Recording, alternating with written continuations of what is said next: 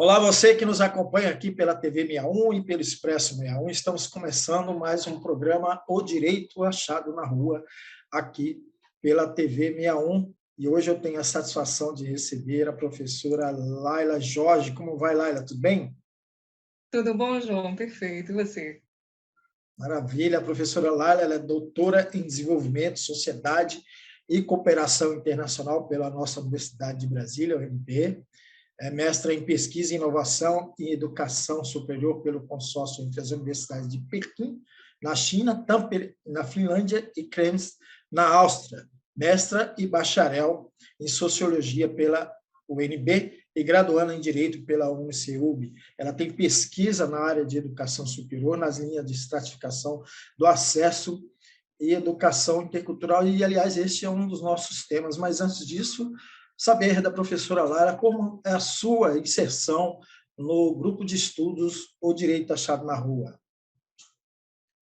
João, em primeiro lugar, eu quero agradecer muito o convite para estar aqui hoje, fazer mais essa interlocução com o Direito Achado na Rua, que é um movimento e um espaço muito querido para mim.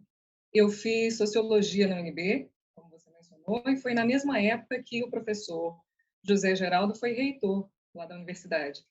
E aí teve uma seleção no banco de currículos da UNB, eu fui chamada para trabalhar no gabinete dele, e passei a acompanhar, né, as reuniões da Faculdade de Direito e também do grupo do Direito Achado na Rua, e aí me identifiquei profundamente com a proposta, que é extremamente afinada com a sociologia, que é essa ideia de pensar o direito para além da norma, né, o direito atravessando a norma e entender a organização do direito como um produto de tensões sociais também.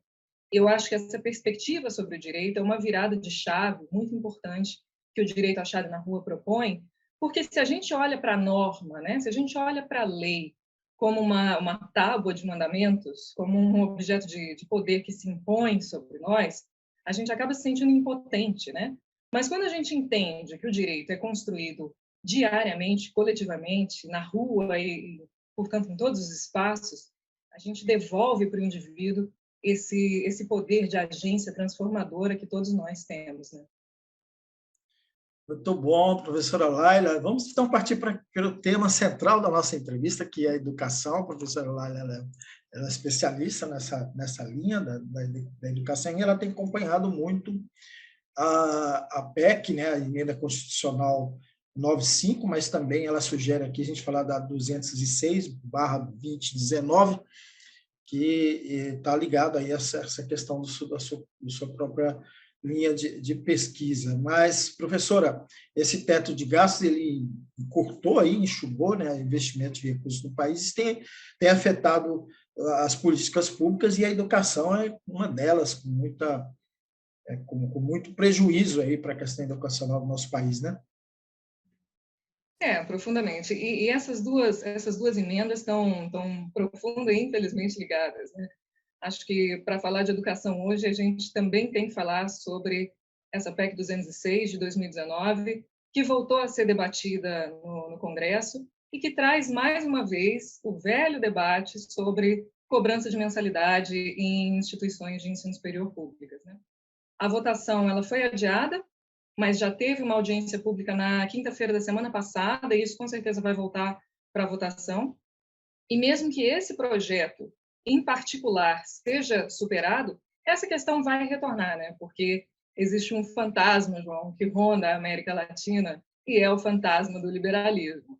Essa ideia do liberalismo, essa ordenação da realidade social, essa justificativa moral para a desigualdade, que escolhe ignorar que nós vivemos em uma estrutura interdependente e prega que o individual tem que vir antes do coletivo, ou que os indivíduos têm que substituir o Estado no financiamento dos serviços, como se a sociedade não fosse o próprio Estado, né? A administração coletiva dos recursos.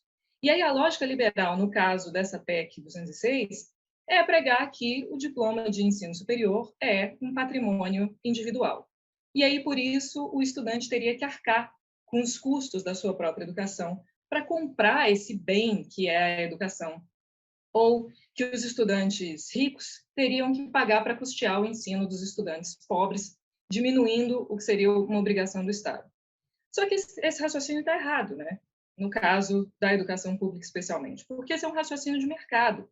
E aqui a gente está falando de um raciocínio de Estado. Os gastos do Estado com o ensino superior não são uma despesa, são um investimento que é realizado a partir dos nossos tributos em benefício da sociedade. Saiu um estudo inédito, recente agora no Brasil, pela Federal de Itajubá, em Minas Gerais, mostrando que lá, para cada R$ 1 que é feito de investimento federal, a sociedade ganha de volta R$ 3,28. Esse mesmo estudo mostrou que o investimento lá em educação superior tem uma taxa de retorno de 22%, que é uma rentabilidade maior do que grandes empresas em áreas como a mineração, por exemplo. Isso é riquíssimo. A gente está falando aí de um tipo de capital que é um capital humano.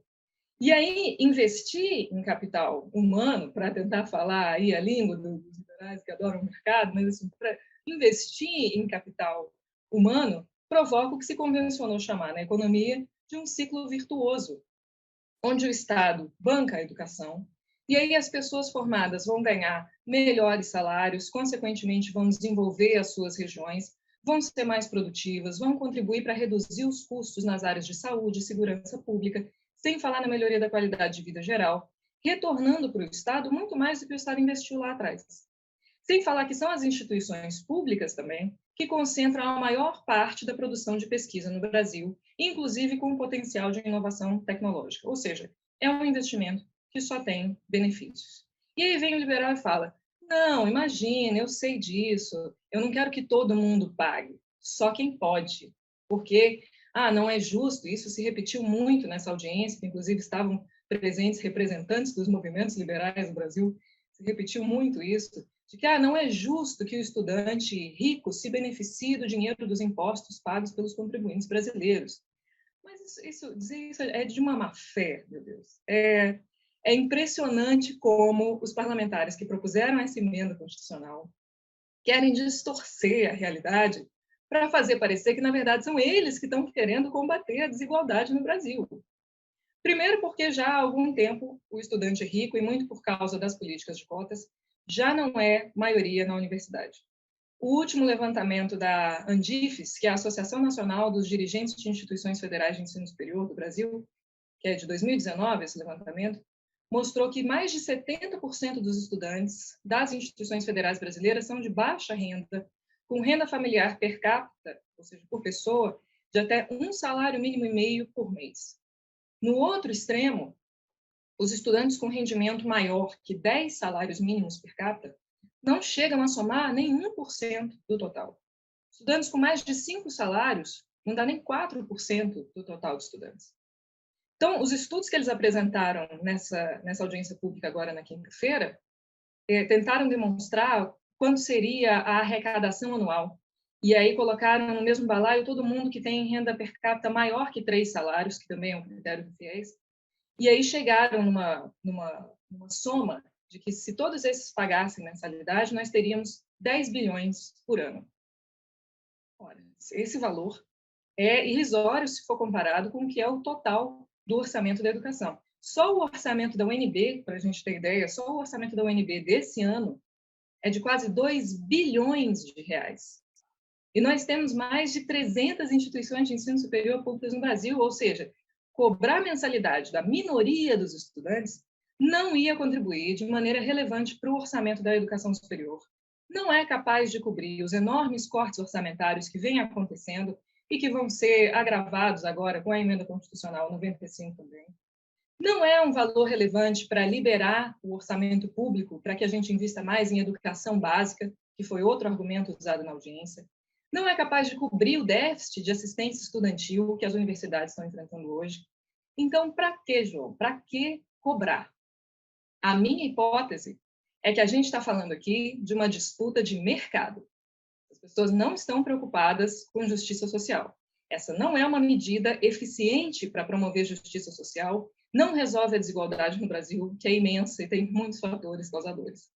Essas medidas de redução do Estado, como esse grupo propõe, esse tipo de medida, esse tipo de raciocínio liberal, só funciona em contextos onde já existe um equilíbrio socioeconômico muito grande na sociedade, onde já existe um número de pessoas com renda alta suficiente para dividir esses custos coletivos e aí não seja mais necessária a intervenção do Estado para equilibrar a balança, que é o caso de todos os países estrangeiros desenvolvidos que foram usados como exemplo nessa audiência agora da quinta-feira. Não é o caso do Brasil.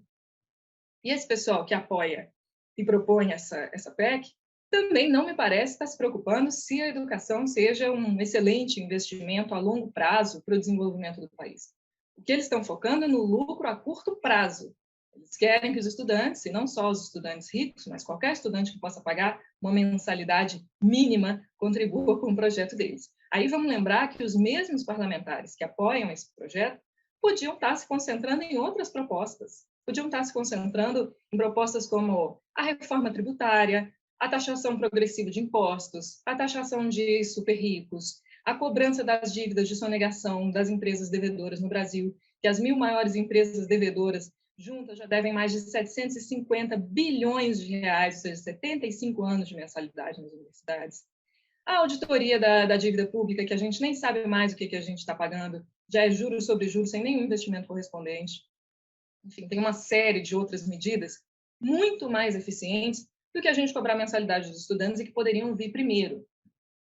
Então, a minha visão é que esse combate à desigualdade é só um argumento de fachada para tentar defender moralmente o real projeto, que é abraçar o lobby das instituições de ensino superior privadas. Porque a educação superior, ela é um mercado cada vez mais lucrativo. Esses caras querem garantir uma fatia. O lobby é muito grande. E isso não começou hoje, isso começou lá atrás, em 97, ainda com Fernando Henrique, quando a gente teve a orientação do Paulo Renato, que era o ministro da Educação na época, e acompanhando, naturalmente, as diretrizes do Banco Mundial, da Organização Mundial do Comércio, que eles institucionalizaram, por decreto, uma situação que já vinha acontecendo, por falta de regulação adequada, que era que as instituições de ensino superior privadas tivessem fins lucrativos. Ou seja, até então, se entendia a educação, e a educação superior, inclusive, como um bem cuja oferta não poderia ser distorcida pelo capital. Mesmo privada, e já existiam muitas instituições privadas, óbvio, mas mesmo privadas, essas instituições não poderiam ter fins lucrativos. Porque a gente sabe que quando entra o lucro no meio, a precarização vai vir junto. Se a faculdade é um negócio, ela precisa ser otimizada, ela vai contratar o mínimo de docentes, com o mínimo de titularidade. Então, pouquíssimos doutores, a maioria só com uma especialização, com salários mais baixos possíveis, agora horistas, e vai tentar matricular o máximo de estudantes, com as mensalidades mais altas possíveis, e mais do que isso, e isso é cruel também, criando uma hierarquia na qualidade da oferta para atender todos os diferentes mercados consumidores. Então, você tem faculdades privadas de elite, faculdades medianas e faculdades voltadas para um público de baixa renda. Vira grife, né? Vira um marketing. Aí, pouco tempo depois de liberar a finalidade lucrativa, e aí já em 99, o Fernando Henrique reeditou o que era o antigo crédito educativo, lá da ditadura, para criar o FIES, o Fundo de Financiamento Estudantil, que é um super programa de transferência de renda para instituições privadas. Ou seja, o Estado impulsionando o mercado privado também. Do ponto de vista dos estudantes, o financiamento estudantil é bom? Lógico, lógico. É muito melhor a gente ter gente matriculada do que não ter. Mas a questão é se a gente está conseguindo fazer isso, mantendo a qualidade da oferta e sem sugar esses estudantes em um ciclo de inadimplência, onde as dívidas desses estudantes começam a virar letras de crédito e passam a ser comercializadas também em todo um novo mercado secundário e muito rentável de especulação sobre essas letras de dívidas.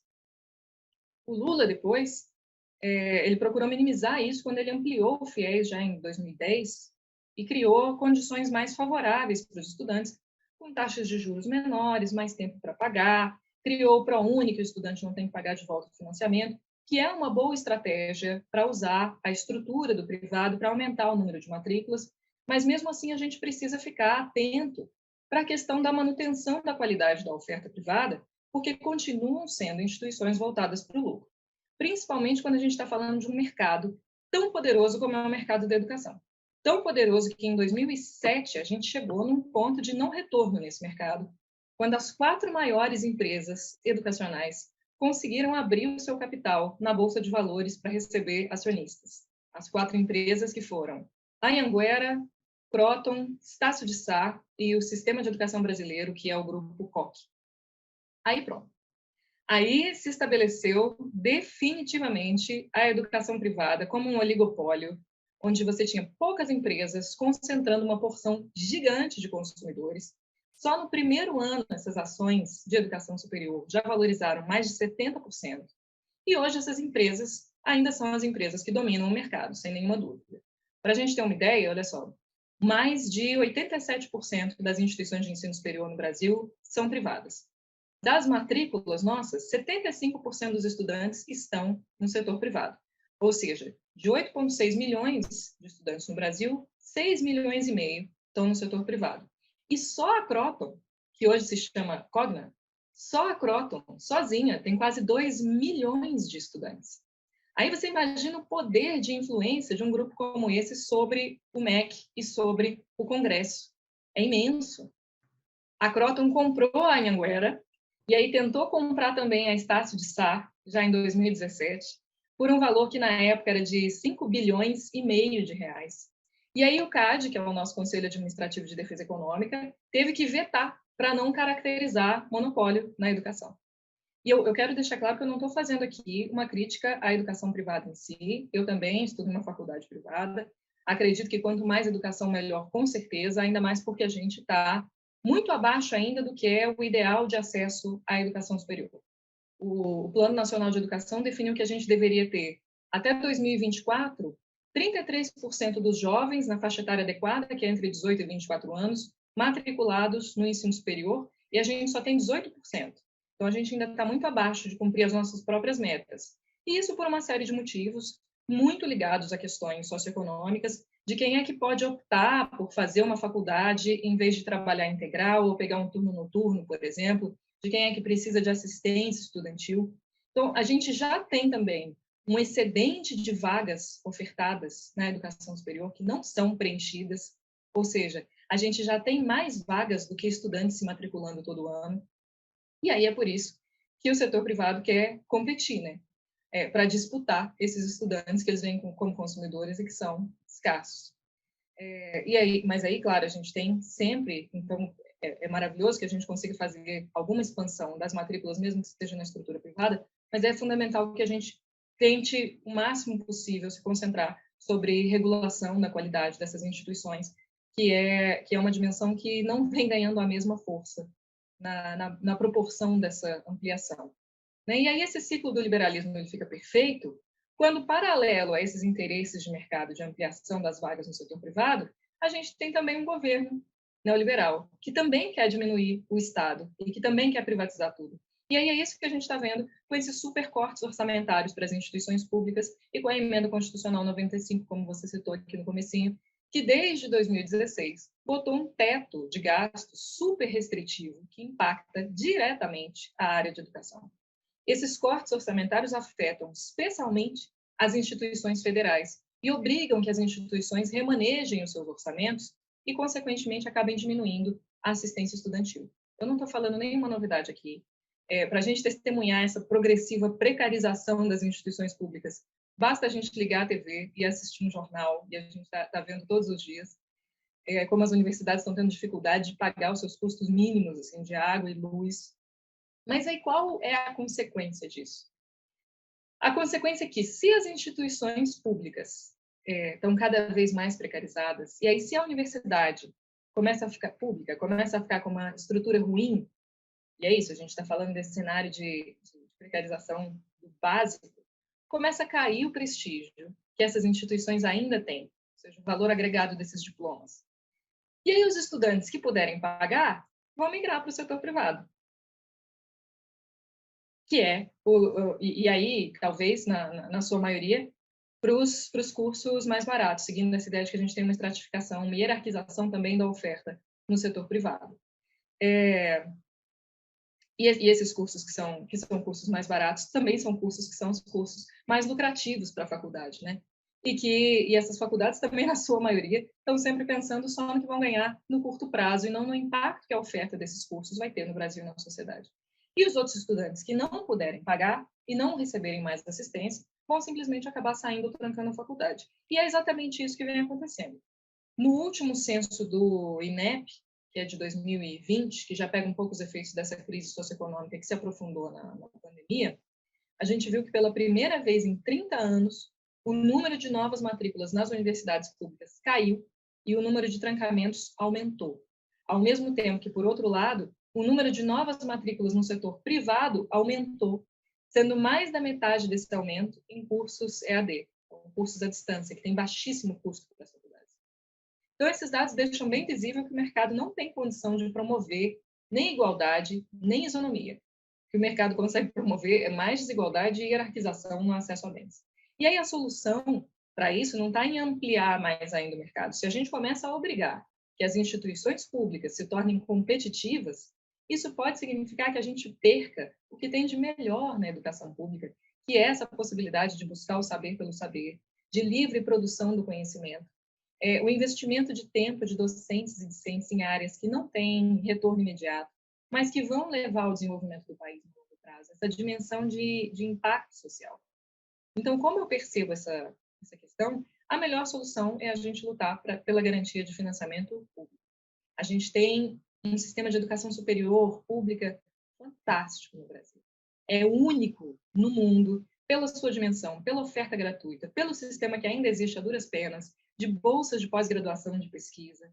Não existe um paralelo para o Brasil e outros países com essa dimensão. E é isso que sustenta ainda o prestígio das instituições públicas.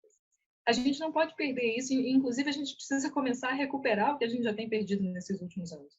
E aí, para isso, o Estado precisa entender a educação como um investimento e verdadeiramente atuar na promoção da igualdade de acesso.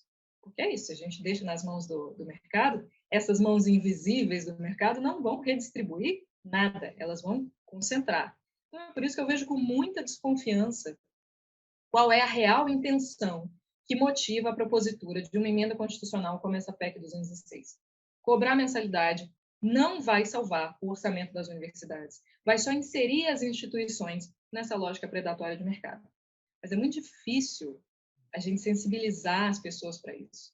No Brasil, hoje, a desigualdade socioeconômica está muito, muito grande.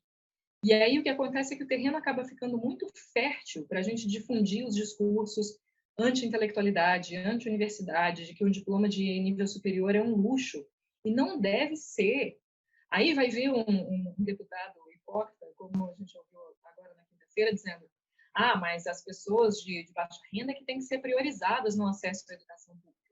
Ótimo, eu concordo, mas então vamos apoiar e ampliar as políticas de cotas, que inclusive estão na fila para serem revistas esse ano, que a Lei 12.711 completa 10 anos, e que também pode ser derrubada pelo Congresso.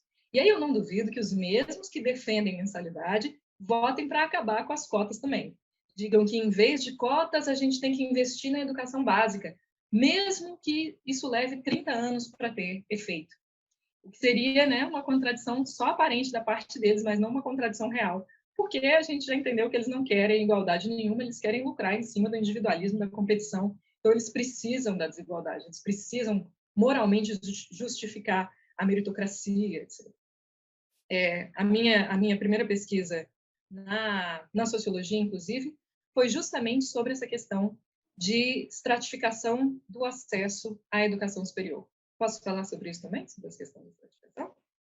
Sim, com certeza. Eu tinha outra pergunta para fazer para você, mas pode concluir essa parte, até porque nosso tempo já está quase se esgotando. E aí vamos falar da estratificação, então, para finalizar? Tá. Fica à vontade. No meu primeiro mestrado, que foi aqui na UNB, na Sociologia, a minha preocupação em relação à estratificação do acesso era quem é que fica de fora. E aí eu usei as bases do SEBRASP, que ainda se chamava CESP na época, para identificar qual era o perfil das pessoas que se candidatavam e não conseguiam entrar na UNB. E aí foram duas conclusões principais. A primeira é que já existia uma autoseleção dos candidatos anterior às provas de ingresso na universidade, ou seja, o perfil dos candidatos, em termos de raça, renda, gênero, era muito próximo do perfil das pessoas que já eram aprovadas. Então, isso significa que as pessoas já estavam sendo limitadas nas suas expectativas antes mesmo de tentar entrar. E aí a gente pode discutir o que isso significa em termos de conformação a uma ideologia de classe, né?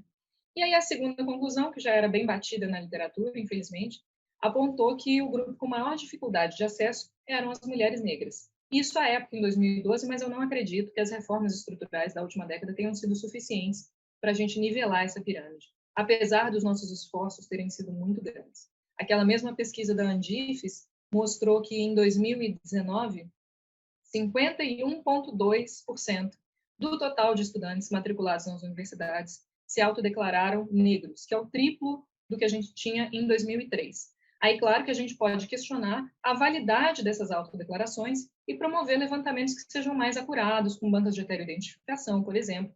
Mas esse é o dado que nós temos hoje, e é o dado que o Congresso tem hoje também, pronto para usar como subsídio para derrubar a política de cotas, falando que já chegamos no que era o objetivo dela. Então, o que a gente precisa é de um olhar macro para enxergar além das autodeclarações de estudantes matriculados e perceber que esses avanços ainda não se refletem nos dados de conclusão do curso e muito menos nos dados de distribuição da escolaridade na população adulta e inserção profissional em empregos e posições de comando com salários compatíveis com essa escolaridade. É só a gente ver a população docente negra que no último levantamento da UNB, por exemplo, não passava de 2%, não tinha nem 2% de professores negros na universidade.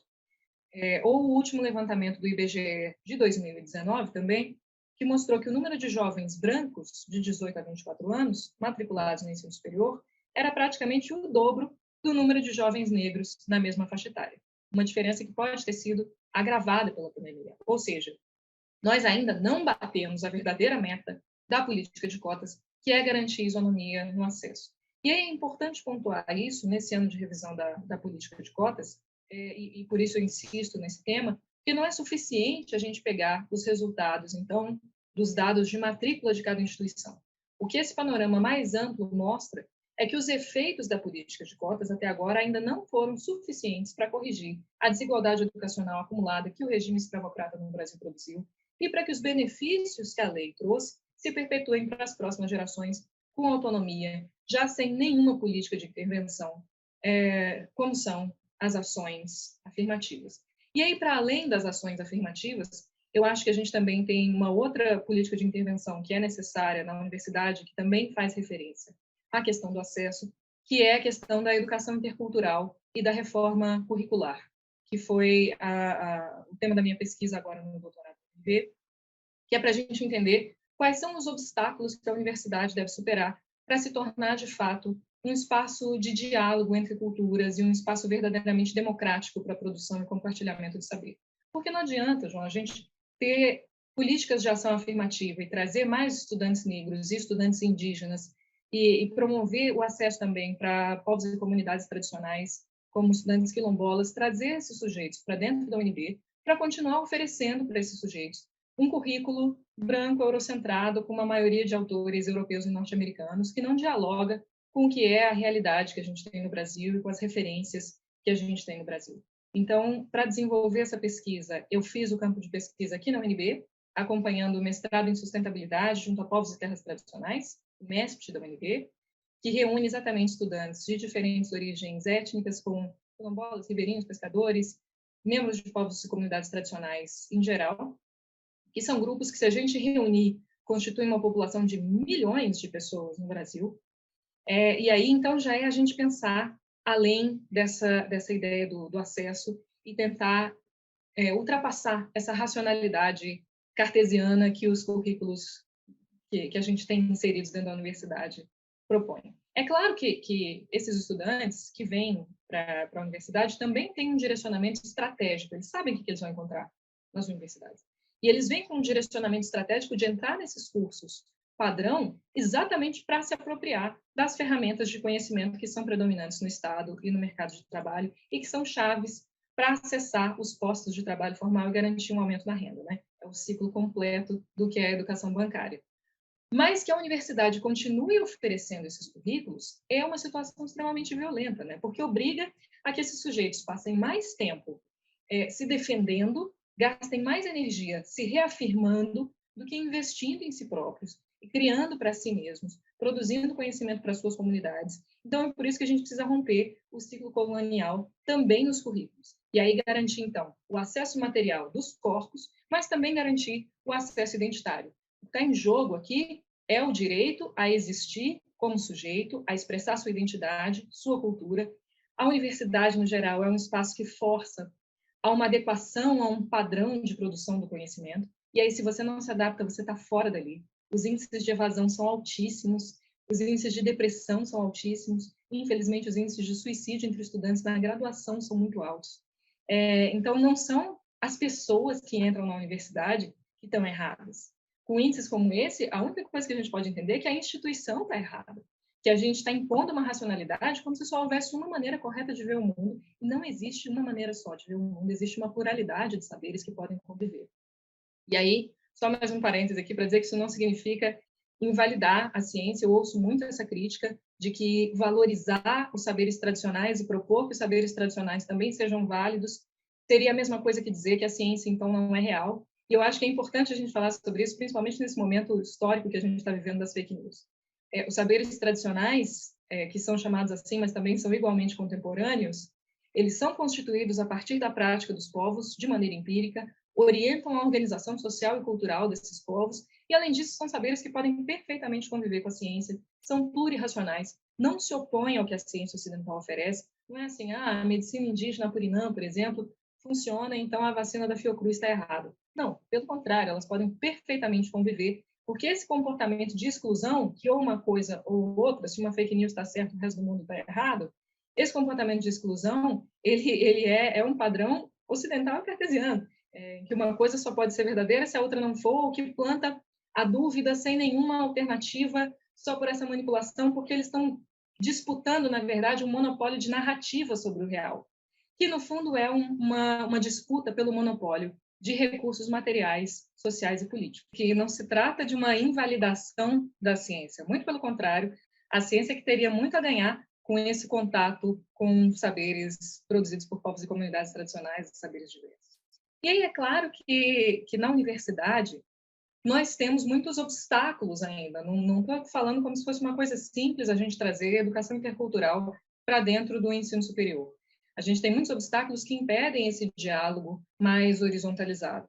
Por exemplo, o lugar onde a universidade está, que na maioria das vezes é uma cidade grande, um centro urbano, o que já envolve questões de mobilidade. As salas de aula, que são espaços estéreis, quadrados, que obrigam uma disciplina dos corpos, que impedem o aprendizado na prática, em contato com outros espaços, enfim. São barreiras que a gente vai ter ainda alguma dificuldade para transpor, mas um dos pontos que a gente consegue mexer com maior autonomia e com maior imediaticidade é o currículo.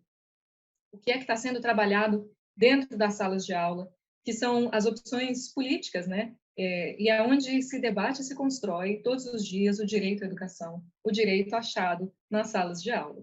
Essa pesquisa que eu fiz no doutorado resultou num livro, tá aqui, vou fazer um jabá, está num livro intitulado Educação Intercultural, que foi publicado através da editora Dialética e que está à venda no site da própria editora, para quem tiver interesse, e toda a renda obtida com a venda desses livros é direcionada para a assistência estudantil desse programa de mestrado na UNB de sustentabilidade junto a povos e terras tradicionais.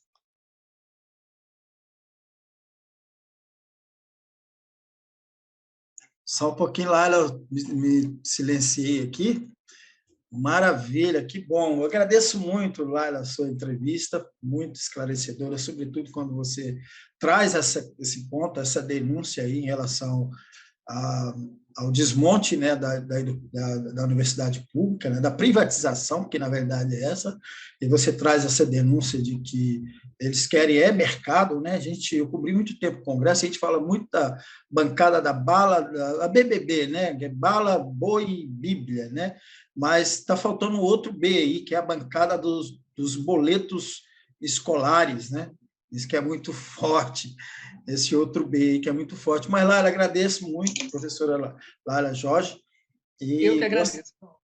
e gostaria que você fizesse suas considerações finais e agregasse aí algo que eu posso ter omitido aqui nos meus questionamentos. Acho que o único ponto que a gente não aprofundou e que tinha sido uma questão, inclusive, sugerida como pauta pelo professor José Geraldo, foi essa questão do STF na análise das ações diretas de inconstitucionalidade sobre a emenda constitucional 95, que é do teto de gastos, né? Eu me aproximei mais recentemente dessa questão, na graduação de Direito, que agora estou perto de concluir, onde, mais uma vez, eu fui muito bem influenciada pelo direito achado na rua, para procurar entender como é que se constrói, então, essa justiça no cotidiano e olhar para o comportamento do STF no julgamento dessas ADIs. Essa emenda constitucional 95, é importante a gente lembrar sobre o que ela trata, ela congelou o teto de gastos por 20 anos. É uma medida de austeridade inédita no mundo todo, não tem paralelo uma medida de austeridade tão longa quanto essa. E é uma medida que afetou todas as áreas relacionadas a direitos fundamentais, né? O direito à saúde, o direito à educação, que tinha uma previsão constitucional de vinculação de repasse federal da receita dos impostos, que era de 15% para a saúde e 18% para a educação. Esse percentual vai até, então a medida começou a valer em 2016 e ela vigora até 2036, e aí esses percentuais, pelas projeções que foram feitas por especialistas na área, até 2036 elas vão diminuir em valores relativos, o que ignora completamente uma propositura de uma ação de austeridade tão severa como essa, ignora completamente o que é o aumento natural da população e o aumento natural da demanda por esses serviços fundamentais. Ou seja, nós estamos, sim, diante de uma grave violação de direitos fundamentais e de um retrocesso que deveria ser vedado em respeito às cláusulas prévias. E aí, mesmo diante desse cenário, o STF vem optando, como em muitos outros temas já o fez, por não se posicionar e por adiar um julgamento que não poderia jamais ter sido preterido na pauta, porque se trata, provavelmente, da questão mais importante que nós estamos enfrentando durante as próximas 2 décadas. E aí, o meu trabalho de pesquisa foi uma crítica a essa postura de aparente neutralidade do Supremo, né, de um uso da ciência do direito de uma forma objetiva, que esconde a realidade que é que todos os aparelhos do Estado, incluindo os tribunais, são aparelhos ideológicos de Estado, constituídos por sujeitos políticos, como todos nós somos sujeitos políticos, que carregam suas próprias agendas, que respondem aos interesses pactuados entre grupos das elites políticas e socioeconômicas do país. É o direito achado na rua, que inclui também, então, o direito achado nos tribunais, e nos traz a questão fundamental, que é quem é que ocupa essas posições de poder no judiciário? Quem acessa essas cadeiras? Como democratizar, então, esses espaços para que a gente talvez tenha um resultado diferente na justiça? Como o alto escalão do judiciário hoje poderia deixar de ser dominado por uma maioria de homens brancos da elite brasileira? São questões raciais, são questões de gênero, são questões socioeconômicas, identitárias, que não são simples de serem solucionadas, né? Não é só a questão de nós termos, por exemplo, um dia uma juíza quilombola no Supremo, uma única ou um único ministro negro no Supremo, como nós já tivemos do Joaquim Barbosa. É sobre nós conseguirmos quebrar os pactos narcísicos, as alianças da branquitude, como diria Cida Bento, na ocupação desses espaços. Então, isso exige um letramento racial, inclusive nosso da branquitude, para entendermos que todos esses signos de raça, gênero e cultura, eles são só a superfície, né? Eles são só o argumento simbólico que é utilizado para legitimar, de um ponto de vista moral, a desigualdade e o monopólio de recursos materiais na nossa sociedade. Com isso eu encerro. Muito obrigada, João, pelo convite. É um prazer enorme estar participando aqui, mais uma vez, nessa interlocução do Direito Achado na Rua e estar presente aqui nesse canal com você. Muito obrigada. Eu que agradeço, professora Lália, sensacional, adorei muito a sua entrevista, os pontos que você traz. E essa última questão aí, né, que a questão é de classe, né? Você tem aí os aparelhos de Estado, quem manda essa é a classe dominante e eles se conduzem aí dentro dos interesses dessa classe que não quer a ascensão da classe pobre, do povo pobre, do proletariado. Obrigado, professor, a gente volta. Obrigado a você que nos acompanhou aqui no Direito Achado na Rua pela TV 61, e a gente volta na semana que vem com mais um programa. Um abraço para todo mundo. Mais uma vez, obrigado, professora Lália. Tchau. Obrigada, João. Tchau, tchau. Um abraço.